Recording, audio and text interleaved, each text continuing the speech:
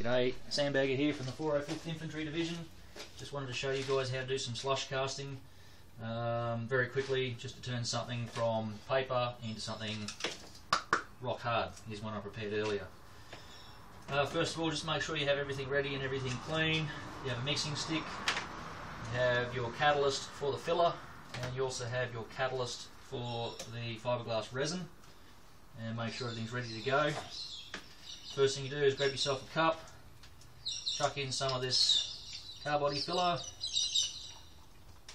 get it in there. Guessing how much you need is a bit of an art. You can measure it out exactly, but it's way too time consuming. Okay, once you've got a bit in there, tip in a little bit of the resin. I think I've probably got about 25 to 30 mils in there. You can put in just the fiberglass resin if you catalyst if you like, or you can put in both. I like to put in both because the red catalyst for the filler gives it colour, and as you're mixing it you can look for a smooth consistency. I always like to just over-guess a little bit on this stuff because I'd rather it go rock solid than not set at all. So you drop that in, count out your drops for your required mils.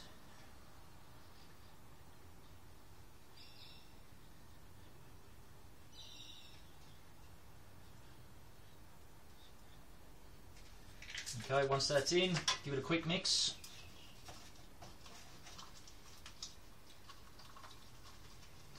And you'll see it go from a grey to a smooth pink consistency, and you really got to mix that fiberglass resin in there because that's what gives it that slushy sort of a honey-like viscosity. Make sure you get it all down the cup so there's no grey stuff left hanging on the sides.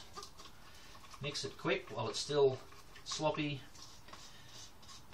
Okay, clean the stick off, get rid of that. Good to have disposable sticks too, saves a lot of messing around. Pour it in.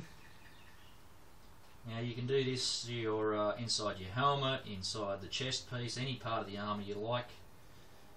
This is what gives a bit of strength, a bit of bulk, and also for your sanding, when you start putting body filler and sanding on the outside, it gives you a little bit of meat on the inside, so if you rub through on a corner, you're not going to go through and create holes.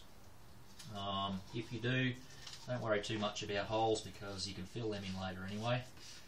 But if you can avoid it, it will save you a bit of time. So once it's all poured in, just make sure you clean off the edges.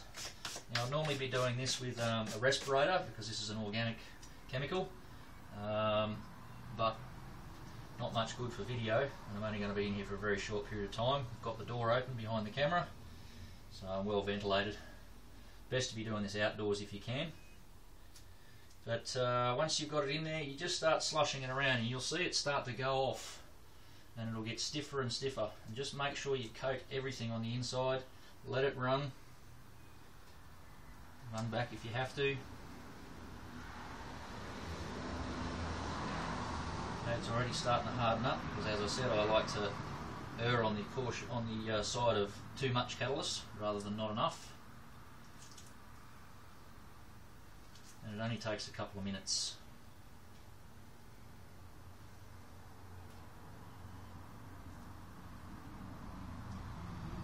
So there you have it. In case you haven't seen, there it is. It's all gone hard, and there's one hip pod ready to go. Sandbagger out.